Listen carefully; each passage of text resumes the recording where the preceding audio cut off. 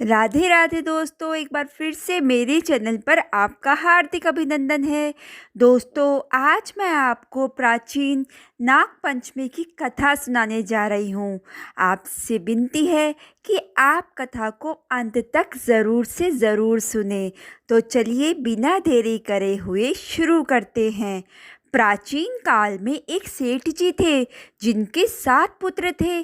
सातों की शादी हो चुकी थी। सबसे छोटे पुत्र की पत्नी श्रेष्ठ चरित्र की थी, परंतु उसके कोई भाई नहीं था। एक दिन सेठ जी की सबसे बड़ी बहू ने घर लीपने के लिए पीली मिट्टी लाने को सभी बहुओं को साथ चलने के लिए कहा। तो सभी धलिया और खुरपी लेकर मिट्टी खोदने लगी। तभी वहाँ एक सांप निकला, जिससे बड़ी बहू खुरपी से मारने लगी। यह देखकर छोटी बहू ने उसे सांप को मारने से रोक लिया। यह सुनकर बड़ी बहू ने उसे नहीं मारा और सांप एक ओर जाकर बैठ गया। तब छोटी बहू ने उस सांप से कहा, हम अभी लौट कर आती हैं, तुम यहाँ से कहीं मत जाना। यह कहकर वह सबके साथ मिट्टी लेकर घर चली गई और वहाँ काम काज में फंसकर सांप से किया वादा भूल गई। जब छोटी बहू को दूसरे दिन वह बात याद आई, तो वह सभी को साथ लेकर वहां पहुंची और सांप को उस स्थान पर बैठ देख बोली, सांप भैया नमस्कार। सांप ने कहा, तू भैया कह चुकी है, इसलिए तुझे माफ कर देता हूँ, नहीं तो झूठी बात कहने के कारण तुझे डस लेता।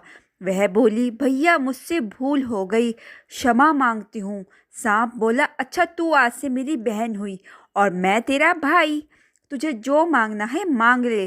वह बोली, भैया मेरे कोई भाई नहीं है, अच्छा हुआ जो तू मेरा भाई बन गया। कुछ समय बीतने पर वह सांप मनुष्य का रूप लेकर उसके घर आया और बोला कि मेरी बहन को भेज दो। सब हैरान हो गए, क्योंकि सभी यही जानते थे कि इसके तो कोई भाई नहीं था। तो सांप बोला, मैं इसका चचेरा भाई हूँ, बचपन से ही बाहर चला गया था। ऐसा सुनकर घर के लोगों ने छोटी बहू को उसके साथ भेज दिया। उसने मार्ग में बताया कि मैं वही सांप हूँ, इसलिए तू डरना नहीं और जहाँ चलने में कठिनाई हो वहाँ मेरी पूँछ पकड़ लेना। छोटी बहू उसके कहे अनुसार उसके घर पहुँच गई। वहाँ के धन ऐश्वर्य को देख वह चकित हो गई। एक दिन सांप की माता ने उससे कहा, मैं एक काम से बाहर जा रही हूँ बेटी, तो अपने भाई को ठंडा दूध पिला देना। लेकिन छोटी बहू को ये बात ध्यान नहीं रही और उसने गलती से सांप को गर्म दूध पिला दिया, जिससे उसका मुंह बेतरह जल गया। यह देखकर सांप की माता बहुत क्रोधित हुई, परंतु सांप के समझाने पर शांत हो गई। तब सांप ने कहा कि बहन को अब उसके घर भेज देना चाहिए। तब सांप और उसके पिता ने उसे बहुत सा सोना, चांदी, जवाहरात, वस्त्र, आभूषण आदि देकर उसके घर पहुंचा दिया। इतना ढेर सारा धन देखकर बड़ी बहू ने ईर्ष्या से कहा, तेरा भाई तो बड़ा धनवान है, तुझे तो उससे और भी धन लाना चाहिए। सांप ने यह वचन सुन लिया तो सब वस्तुएं सोने की लाकर दे दी। यह देखकर बड़ी बहू ने कहा, इन्हें झाड़ने की झाड़ू भी सोने की होनी चाहिए। तब सांप ने झाड़ू भी सोने की लाकर रख दी। सांप ने छोटी बहू को हीरा मणियों का एक अद्भुत हार दिया था। उसकी प्रशंसा उस देश की रानी ने भी सुनी हुई थी। वे राजा से बोली कि सेठ की छोटी बहू का हार यहाँ आना चाहिए। राजा ने मंत्री को हुक्म दिया कि उससे वह हार लेकर शीघ्र उपस्थित हो।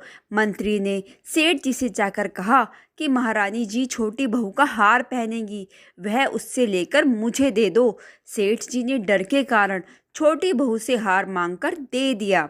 छोटी बहू को यह बात बहुत बुरी लगी। उसने अपने सांप भाई को याद किया और आने की प्रार्थना की। भैया, रानी ने हार छीन लिया है, तुम कुछ ऐसा करो कि जब वह हार उसके गले में रहे तब तक के लिए सांप बन जाए, और जब वह मुझे लौटा दे तब हीरा और मणियों का हो जाए। सांप ने ठीक वैसा ही किया।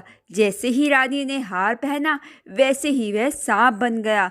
यह देखकर रानी चीख पड़ी और रोने लगी। यह देख राजा ने सेठ के पास खबर भेजी कि छोटी बहू को तुरंत भेजो। सेठ जी डर गए कि राजा ना जाने क्या करेगा।